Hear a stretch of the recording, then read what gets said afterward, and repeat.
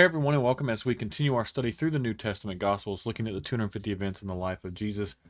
And today we are looking at Jesus telling the parable of the loaned money. Sometimes this is referred to as the parable of the three servants. And this one comes from Matthew 25:14 through 30. And again, this is one of those longer ones. I'm not going to read the whole thing to you, but just to kind of give a brief overview, we have a king, or we have a reference to the kingdom of heaven, another parable about the kingdom of heaven. And a master goes on a trip, and he gives different talents or different bags of money here, bags of silver, to his servants. One's five, one's three, and one's one. And I'm sorry, one's five, one is two, and one is one. And so as we look at this, and he does this, he goes away and he expects them to return, and he comes back, and the when the guy that he gave 5 bags of silver with had produced bags. The servant he gave 2 bags of silver to, invested it and came out back with two more. But the one who he had only given 1 bag, um, he didn't do anything with it. He buried it in the ground, and so he hid it in the earth. And so the master, as he returned, replied to him when he found this out. He called him wicked and lazy. He said, "You were wicked and lazy." He said, "If you knew I hadn't harvested crops I didn't plant and gathered crops I didn't cultivate, why didn't you deposit my money in the bank? At least I would have gotten some interest in it, on it." And then, so here's the end of this. And I want you to pay attention to, because God has given all of us talents. God has given all of us gifts, and he expects us to use them in his kingdom. And if we don't, there's going to be consequences for this. And so look in verse 28, he says, "Take the money from this servant and give it to the one with the 10 bags of silver. To those who use well what they are given, even more will be given, and they will have an abundance. But from those who do nothing, even what little they have will be taken away. Now throw this useless servant into outer darkness, where there'll be weeping and gnashing of teeth." And so we need to take parables like this seriously. Yes, I know they're symbolic. I know that Jesus is using a earthly story to bring about a heavenly meaning, and we need to pay attention to this. We need to pay a close attention to this. Are we the one with the many talents, or the ones with the few talents? It doesn't matter.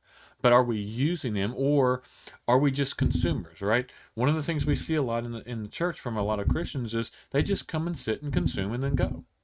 And so if they are doing that, if you are doing that, you're not using your talents, and you need to be doing that. And so the master here divided the money among his servants according to their abilities. And this is a thing we have to realize. We have to come to a conclusion. We all have different abilities. We're not all equal. If we were all equal, it'd be very boring.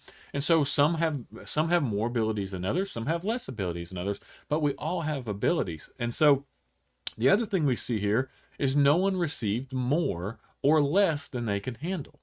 Right? They were given exactly what they could handle. If they failed in their assignment, their excuse could not be that they were overwhelmed, because God's not giving us in our abilities more than we can do. And so failure would indicate only laziness or hatred toward the master. If you're not using the abilities, the gifts that God gives you, then do you really love him? And that's the question we have to ask. I'm asking this in the sense what Jesus said: would you be considered wicked and lazy? Right? And that's the thing we got to have. That's where we have to look in the mirror, because that's a hard thing to ask and look at. And so the bags of silver here, they represent any kind of resources we are given. God gives us time. He gives us gifts. He gives us other resources according to our abilities, and he expects us to invest in them wisely until he returns. We're not going to be perfect with it, right? But he expects us to invest that stuff for the kingdom until he returns. And the issue is not how much we have, but how well we use what we have. Now, there are some people out there who are extremely talented. They're extremely gifted in many things. God has blessed them, and they can use all those talents for the church. And then there's others who have a few talents, and they're really good at those talents. That's the things. We all have things that we're really good at. Sometimes some people are really good at multiple things. Other times, some person's just good at really one thing. And that's okay. There's nothing wrong with that. That's the way we've been blessed. That's the way we get. But we need to go all in on that one thing. And so we need to remember the issue is not how much we have, but how we use it. Because Jesus is coming back. We know that's true, right? So does this mean we quit our jobs, right, in order to serve? No, that's not what we're talking about. We're not saying throw everything in the dirt and just go 100% serving God and ignore everything else. That's not responsible, and we need to be responsible with our gifts, with our talent, with our time, and that kind of stuff. It means we use our time, talents, and treasures diligently in order to serve God completely in whatever we do. All right. For a few people, that may mean changing professions. I don't know. It depends on what you're called to, and what you feel that God is calling you to, and so that if you feel God's calling you to do that, that's awesome. If God's calling you to stay where you're at and still serving where you're at, that's perfect too. There's nothing wrong with that. It's that's between you and God. It's not for someone to tell you exactly what you should be doing. For most of us, it means doing our daily work out of love for God and serving Him. And we can serve Him in places and in many different ways. And so what we got to realize is that this parable describes the consequences of two different attitudes towards Jesus' return. There's two different attitudes we can see in the kingdom of God. One, the person who's diligent prepares for it by investing his time and talents to serve God. Right? Then that person will be rewarded in heaven. We see that, right? We see that person will be rewarded. The person who has no heart for the work of the kingdom of God will be punished. I mean, we see and that should be scary. That should be scary because we see a lot of that, and this is just statistics, right? This is they do surveys, they show, and that there's a lot of consumers in the church. There's a lot of people who's just sitting and consuming. There's not as near as many workers as there should be, right? And in some cases it's 80-20, right? It's 80% of the people consuming while 20% of the people are working for the kingdom, and that is not what the kingdom of God should look like.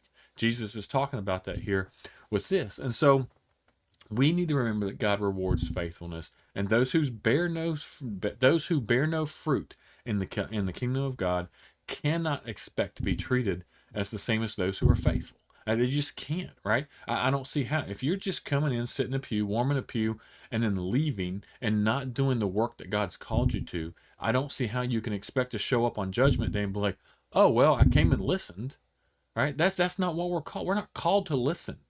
We're called to work. We're called to do things. We're called to spread His word. We're called to serve Him and the kingdom.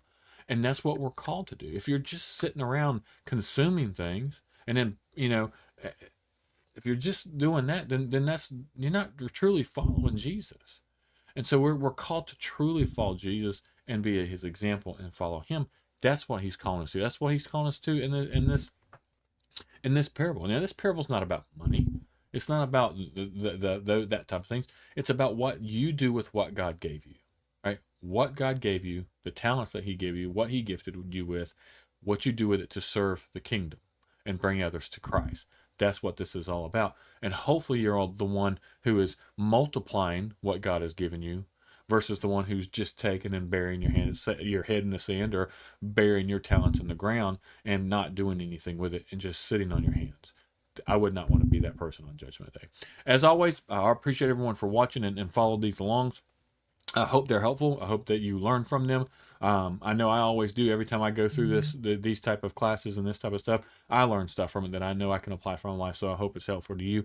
As always, if you haven't subscribed to our channel, please go ahead and do that, because that way you get the notifications. You see when we post new videos and go into different studies. And as always, I appreciate everyone for watching.